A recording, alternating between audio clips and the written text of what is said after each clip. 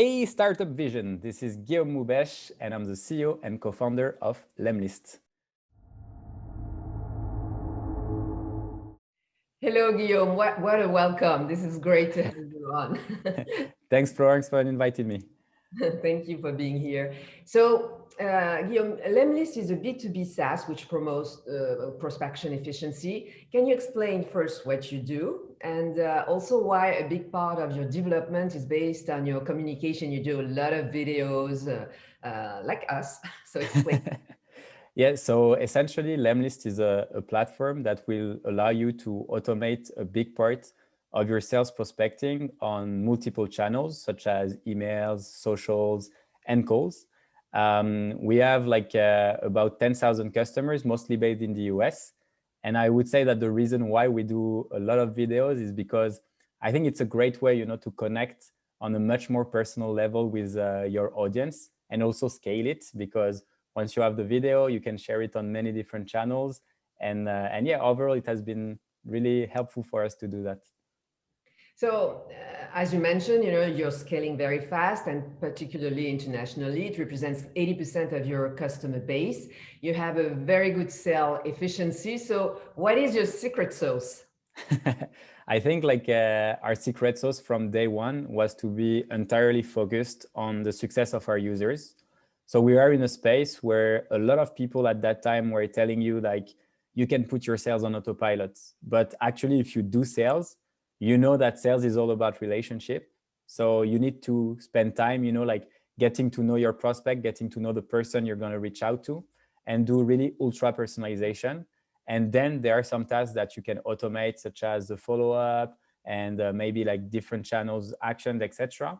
But essentially, we decided to be very different and have have kind of our hands dirty. So I was doing tons of experiments from day one, using my own product to do sales prospecting and get meetings with clients. And eventually, I could see what's working and what's not working. So I was writing a lot of content around our sales prospecting techniques. And then we decided to build a community. So it was in 2018, the first days of the community. And now it has become the biggest community around sales automation. So essentially, lots of people are sharing tips and tricks. And it all started because we did it. And eventually now, people are even starting to share their own templates. So what exactly they are writing, why is it working? And the fact that we're always bringing value to make our user more successful is becoming, and has always been, I would say, an obsession for us. And I think that's why, people basically trust us and really share our vision. Because in the early days, we started and it was a very competitive market. We had maybe thousands of competitors. So everyone was telling me, you will never make it. It's such a crowded space. But eventually I told people, okay, it's a start, but our vision is to create the best sales automation platform ever. So everything you would say and every feedback you would give, it will be taken into consideration for product development. And that's what we did. So 3 years later, meaning now, I think we're really competing with the big guys, which is nice. Yeah, I love this story, and also you're one of the rare people working totally remote because, as we mentioned, most of your clients are abroad. You're based in France. The company is based in France. How do you do that? I think now, with COVID, everyone start to think that, yeah, it's possible to be remote. But 3 years ago, it was a bit weird. People didn't understand it. But the truth is, prior to having to launching Lemlist, I had my own lead generation agency. So I was doing a lot of sales prospecting for our clients. And eventually, for one client, he told me hey, Guillaume, I'd love to test the US market. Can you do my sales prospecting campaign in English? And I was like, yeah, I can do it. So I started running his sales prospecting campaign, and I started booking meetings for that guy. And then I was like, oh, actually, you can do it. So then I started on my own for the agency to do outreach in the US. And I started having more and more customers there, even though it was an agency. So when we launched Lemlist, I was like, okay, I love the US market because people love when there are innovative solutions. If it works well, they pay directly as long as it gives a good ROI. which I think is like much more straightforward than in France, where people tend to be a cheap bastard, I would say. So eventually, like we just started like this, and since then we haven't changed anything, and we love like the US markets. So you're some sort of an alien in the startup world who believes that revenues and profitability are core and valuation is arbitrary. Can you explain your vision? Yeah, so essentially like I think it was like about 3 years ago when we started, a friend of mine just asked me, hey, Guillaume, what's up? And then I was telling him, oh, I just launched my startup. Then his first question was, okay, how much money have you raised from investors? And then I told him that we didn't have raised any money. And then he told me, well, in that case, you don't have a startup. And then, like every time I was looking at the media and the successful company, it's always the same thing. It's like whose company is going to raise the most amount of money.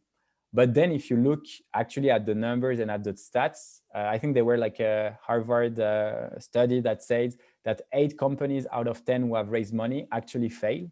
And we have like a lot of examples, like of companies who have raised a ton of money and then 1 year later they were just shut down. And I was like, okay, I think we need to change that. I'm not against fundraising because I think that for some company is great. I'm just thinking that the definition of success shouldn't really be linked to the amount of money you get from investors. And that for me, there are like other criteria that make companies more successful, such as, your growth rate, your profitability, your employees' happiness. For example, if we take, Bird, like the electronic scooter, it's quite crazy because a friend of mine was going there to work. It was like last year. So he had his green card coming to the US. He didn't know anyone, but he was like, oh, it's fine. It's a big company. It's going to be amazing. But when he arrived, they told him, okay, it's going to be remote now because of COVID and everything. COVID has started. And 3 weeks later, he received on his agenda COVID update from the CEO. There were like 400 people in that meeting, and they all got fired in 2 minutes. Wow. And the guy, he went to Slack, to reach out to his colleagues and say, hey guys, like I just got fired, but he didn't have any access on Slack anymore. And, like for me, it's like, I'm sure the CEO of Bird is not a bad guy. I'm sure the guy but the truth is like sometimes when you have investors and you have so much pressure, you start doing things that I would say don't look like who you should be. And for me, I think it's just because sometimes all this pressure don't only make, sometimes, like pressure can make diamonds, but pressure can also like break things, and I think in most cases you don't make a diamond. So, it's always, for me, it was important really like to start a debate. And also I come from a very like I would say like modest family. Like my parents don't have any degree, they don't earn a lot of money, etc. And essentially, if you look at the type of person who actually fundraise, it's more always the same person, the same type of person. So if the definition of success is only linked to the amount of fundraising you have, then there are 99.999% of the population that would think that they can't be successful. Whether if we tell them you can succeed without having to raise funds, then I think it would be a bit more inspiring. So after turning down publicly like a $30 million offer, we really received like thousands of messages of support. And I felt like we were kind of starting a movement of more bootstrap companies that are kind of emerging and saying, hey, yeah, we've been bootstrap, we crossed 10 million ARR, it's amazing, etc. And you're like, oh shit, I had never heard of that company before.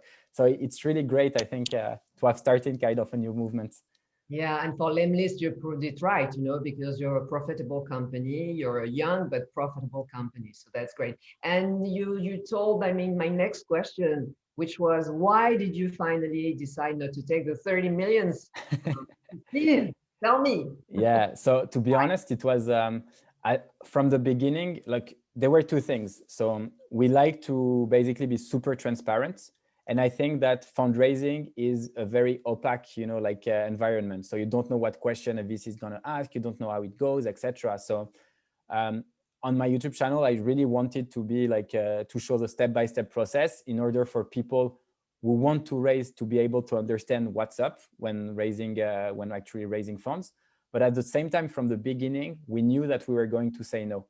However, we thought about saying no, to like an offer from VC, because VCs usually, when they give money to your company, it goes to the bank account of the company, not your bank account. So technically, you can do maybe like get $200,000 as cash out, which is not bad, but after tax, it's not like life-changing amount of money.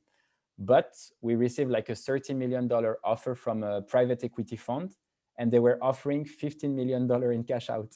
So that's like $5 million each, and this is like life-changing. So I had to admit that I didn't sleep super well because it's a huge amount. But then, you know, I was like, okay, what do we want to do, like for the team, for what we stand for? Is our value defined by money? Is success defined only by money?